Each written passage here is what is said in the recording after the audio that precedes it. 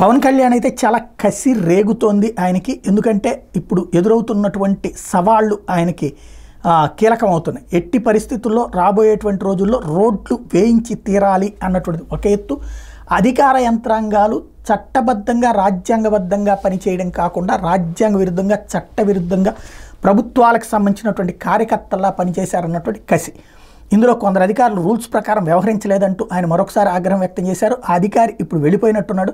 తప్పు చేసిన అధికారులు ఏ విధంగా శిక్షించాలో ఏమో అంటూ ఆయన ఆవేదన ప్లస్ ఆగ్రహం వ్యక్తం చేశారు. శిక్షించడానికి ఒకటే, ఎవరు అధికారంలో ఉంటే వాళ్ళ మాటే వినేటటువంటి పరిస్థితి ఉంది. ఈవెన్ ఇప్పుడు ఉన్నటువంటి ప్రభుత్వం మాట వినేటటువంటి పరిస్థితిలోనే ఉంది. ఇప్పుడు చేస్తే రేపొద్దున వచ్చేటువంటి ప్రభుత్వం అది కాదు అంటే ఎట్లా కుదురుతుంది? కాబట్టి దాన్ని చూసేటటువంటి చూపులో ఒక తేడా ఉంటుంది. వాళ్ళు కనుక దీని ద్వారా సెల్ఫ్గా సంపాదించుకుంటుంటే వాళ్ళని ఏసీబీ ద్వారా పట్టుకోవచ్చు, లేకపోతే సిబిఐ ద్వారానైనా పట్టుకోవచ్చు.